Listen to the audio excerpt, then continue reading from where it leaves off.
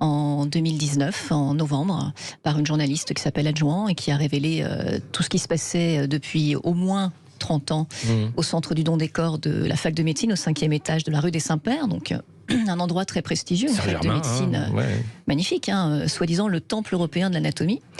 Et eh bien, elle avait photo à l'appui, preuve à l'appui. Elle nous a révélé tout ce qui se passait, c'est-à-dire des corps qui n'étaient pas conservés dans des conditions dignes, avec des frigos qui ne réfrigéraient plus. Des corps qui étaient rongés par des rats, des souris qui venaient se servir, des préparateurs de corps qui devenaient fous pour certains, alcooliques pour d'autres, qui découpaient les corps à même le couloir, qui démembraient. Certains faisaient du trafic le samedi matin quand la fac était fermée et revendaient sous le manteau des morceaux de corps. Il y a des médecins qui m'ont parlé de corps qui partaient dans des coffres de voitures clandestinement sans qu'on sache où ça partait. Voilà, tout ça pendant des années. C'est une vision de l'enfer, quand on voit les photos et qu'on lit le livre.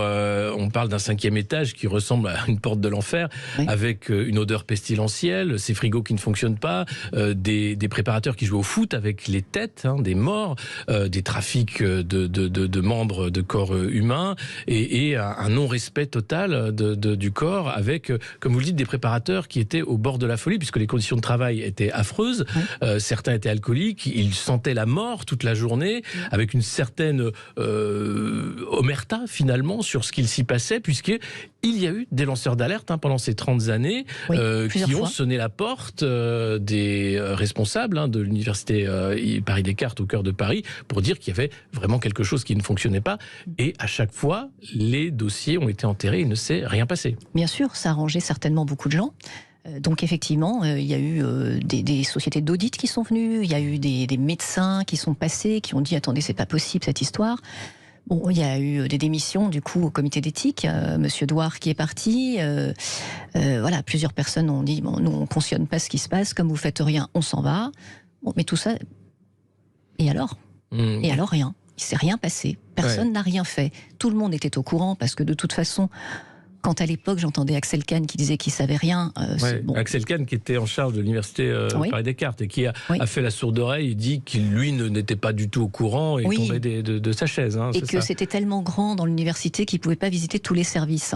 D'accord, alors pourquoi pas. Mais enfin l'odeur était tellement terrible que même les étudiants qui étaient dans les étages en dessous sentaient l'odeur. Donc à moins d'avoir le nez complètement bouché, je ne vois pas comment ils ne pouvaient pas être au courant. C'est pas possible. C'est assez terrible. Et il y avait également, je crois, un des anciens médecins de François Mitterrand. Le professeur Valencien. Voilà, le professeur Valencien qui lui aussi, responsable mais pas coupable d'une certaine façon, n'était vraiment pas au courant, alors qu'il y a des preuves qui attestent tout à fait le contraire. Oui, puis alors Guy Valencien, il a un problème supplémentaire, c'est qu'en plus d'avoir été le directeur du centre du don des corps, il avait ouvert sa structure privée dans la fac, son école de chirurgie. Donc c'est quand même assez curieux, au même étage en plus. Et donc il avait juste à se servir dans les frigos des corps en payant le tarif réglementaire. Et après il les refacturait dans son école aux gens qui venaient disséquer chez lui. C'est incroyable. Et sur le trafic organisé, couvert là encore par Paris Descartes, là c'était des collectionneurs ou des gens qui achetaient des on sait pas trop. bouts de corps. On ne sait pas vraiment en fait ce qui s'est passé. C'est ça qui est terrible. C'est-à-dire qu'il y avait ces allers-retours le samedi matin où on transvasait des corps dans des coffres de voitures. Enfin, c'est incroyable. C'est hallucinant. Que ça ait duré si longtemps sans que personne ne dise rien, c'est dingue. C'est incroyable cette histoire. On ne voit pas comment c'est possible. Mais ça s'est fait. Et effectivement, alors on m'a parlé de rites sataniques. J'ai aucune preuve, j'en sais rien. Bon, là, je vois pas mal de choses qui sortent en ce moment sur ce sujet-là.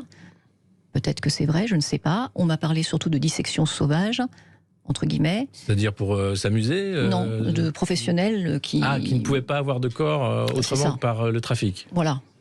Bon, peut-être. Je ne sais pas. Ça, c'est à la justice de faire la lumière sur toute cette affaire et j'espère que ça va être fait. Et que ça va avancer. Parce justement, que pour l'instant... la justice, elle en est où? Parce que vous avez été vice-présidente de l'association des victimes de Paris Descartes. C'est plus de 200 familles qui se sont mis ensemble pour justement alerter les pouvoirs publics et au-delà de l'enquête journalistique, faire qu'il y ait une enquête judiciaire. Où en est la justice aujourd'hui? Alors, en vérité, là, il y a longtemps que je n'ai pas eu accès au dossier d'instruction. Je l'ai demandé à mon avocat, qui normalement devrait me le fournir, pour que je vois un petit peu si ça a évolué. Mais j'ai eu accès en décembre dernier. Il y avait eu quelques auditions, mais finalement, très peu de mise en examen. Il y en a un quand même que j'ai dans mon viseur depuis quelque temps, parce que je ne comprends pas que ce monsieur soit pas inquiété, vous en parliez tout à l'heure, c'est Guy Valencien. Que fait-il aujourd'hui ?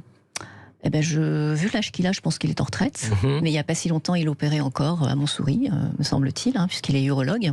Un monsieur brillant d'ailleurs, par ailleurs, c'est ce qu'on m'a dit. Ouais. Mais il a quand même quelques grosses casseroles. Parce que lui avait vraiment été au cœur de ce centre et a complètement fermé les yeux sur les pratiques des préparateurs, c'est ça ? Oui, un préparateur m'a dit qu'il a été le voir plusieurs fois pour lui signaler que des corps disparaissaient de la chambre froide et puis réapparaissaient soudainement, sans qu'on sache où ils avaient été, et que c'était pas normal, qu'il fallait faire quelque chose, et monsieur Valencien apparemment n'a rien fait. Et vous l'avez rencontré, monsieur Valencien ? Non. Mais vous avez rencontré des préparateurs, ceux qui travaillaient dans ces conditions terribles.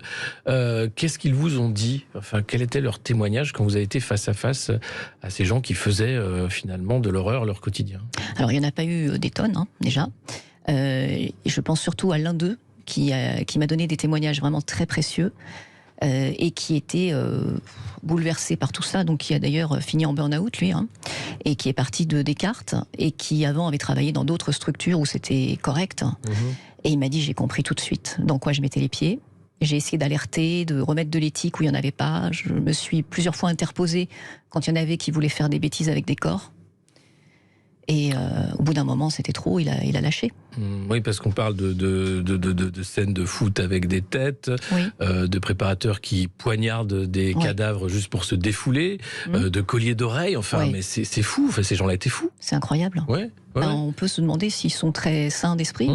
C'est pour ça que ça serait bien que les préparateurs de corps aient un diplôme, ou un équivalent de diplôme, quelque chose qui leur donne un petit peu de valeur, qui revalorise leur travail, et puis qu'ils aient un vrai apprentissage, parce que là, ils se cooptent les uns les autres, ils se forment entre eux. D'où l'aspect mafia et le trafic, ensuite, pour arrondir les fins de mois, c'est ça ?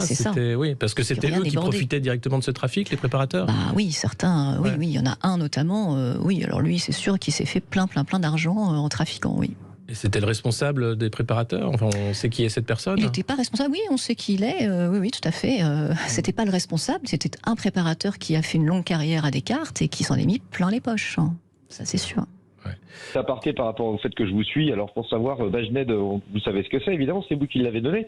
Il faut savoir que l'archer, son surnom, c'est Triple Sauce. Voilà, donc ça c'était juste pour votre prochaine revue de presse. Bref, c'était pas le sujet, parce qu'il est beaucoup plus grave là pour le coup. Moi je trouve qu'il y a vraiment une déshumanisation complète de la société, par rapport au respect du corps, par rapport au respect du défunt, par rapport, on veut même nous faire transformer en compost. Je veux dire, on est vraiment dans le soleil vert quasiment. Pour ceux qui connaissent le film, même pour les transitions de genre, c'est de la mutilation. C'est clair, c'est carrément Boucherie Bernard. Et on fait ça remboursé, c'est normal. Pendant le Covid, pareil, pas de possibilité de se recueillir. Il y a vraiment, les enfants, c'est la même chose, ça devient des objets. En fait, on devient des objets, des pièces détachées. Alors évidemment, là, c'est encore plus horrible quand on a des gens qui ont donné leur corps pour essayer de faire avancer la science et qu'on se rend compte que ça devient vraiment un enfer. Et il n'y a plus de sacralisation de rien, en fait. C'est ça qui me tue, c'est ça qui me rend fou. Ni dans l'esprit, je parle même pas de spirituel, moi c'est mon cas, mais je veux dire même dans le simple principe de respecter le corps d'un défunt. Et moi je trouve ça aberrant, et surtout ce que je trouve encore plus aberrant, c'est qu'il n'y ait aucune sanction, et je comprends que madame soit révoltée, ça aurait été mes parents, j'aurais été fou aussi. Voilà, c'était juste pour intervenir, pour dire que on devient des objets, comme disait Attali, tout est marchandise, la France est un hôtel, et voilà, c'est en gros, il n'y a plus rien qui compte, à part... peut-être le pouvoir d'achat. D'ailleurs, dans le pouvoir d'achat, il y a déjà pouvoir, et moi, le fait d'avoir un pouvoir, c'est pas d'acheter, c'est d'être. Merci beaucoup, Emmanuel, pour ces propos. Oui, c'est ça. Alors, si vous souhaitez, vous pouvez nous joindre au 0826 300 300. Ce que disait Emmanuel sur le non-respect du corps du vivant, mais aussi du mort, c'est effectivement un fait tragique, une dérive sociale majeure.